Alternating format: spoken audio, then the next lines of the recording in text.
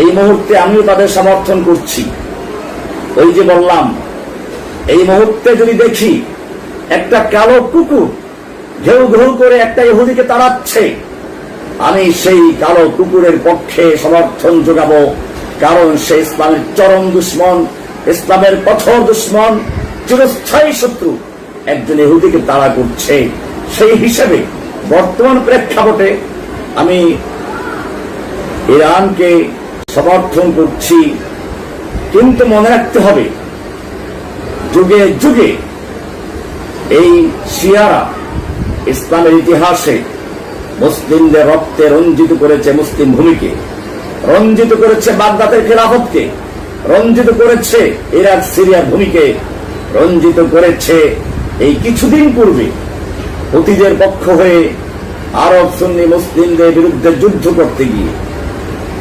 হ্যাঁ, আমি রাজতন্ত্র সমর্থন করি না, সৌদি আরবের শাসকদের সমর্থন করি না, কিন্তু ইয়ামানের সুন্নি মুসলিমদেরকে যেভাবে পাইকারি হত্যা করেছে হুতি বিদ্রোহীরা, যেভাবে তারা সে সময় আল্লাহর দুশমনদের সাথে যুদ্ধ না করে মুসলিম দেশগুলোর উপর আক্রমণ করেছে, এটা সত্যিকার অর্থেই দুঃখের বিষয়, অত্যন্ত পরিতাপের বিষয়। উচিত ছিল এই শিয়াদেরকে মুসলিম হিসেবে ঐক্যবদ্ধ হয়ে বাইতুল মুকাদ্দাস মুক্ত করার জন্য শুরু থেকে চেষ্টা করা। উচিত ছিল ইসলামের চিরশত্রুদের বিরুদ্ধে ঐক্যবদ্ধ হয়ে কাআন্নাহুম বুনিয়ানুম মারসুসে লড়াই করা, কিন্তু তা করতে তারা ব্যর্থ হয়েছে। এসব ক্ষেত্রে আমার দৃষ্টিভঙ্গি হচ্ছে, যখন মুসলিমদের মধ্যে ঐক্যের চেষ্টা করা হয়, আমরা তাদের পক্ষে দাঁড়াবো। মুসলিমরা যদি পরস্পরে যুদ্ধে লিপ্ত হয়, আমরা সেক্ষেত্রে কোরআনের নির্দেশ পালন করবো। যদি মুসলিমদের দুইটা গ্রুপ যুদ্ধে লিপ্ত হয়ে যায়, কেতাল করে,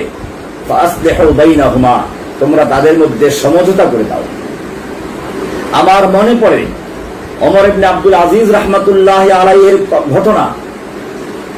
তাকে যখন জিজ্ঞেস করা হলো জঙ্গে সিফিন, জঙ্গে জামালের সেই যুদ্ধ সম্পর্কে উনি কোন পক্ষ নেবেন, তিনি বলেছিলেন, তিলকা দিমাউন তাহহারাল্লাহু আইদিয়ানা, ওটা একটা রক্তপাত যা ঘটে গেছে, আল্লাহ তাআলা ওই রক্তে আমাদের হাতকে রঞ্জিত করেন।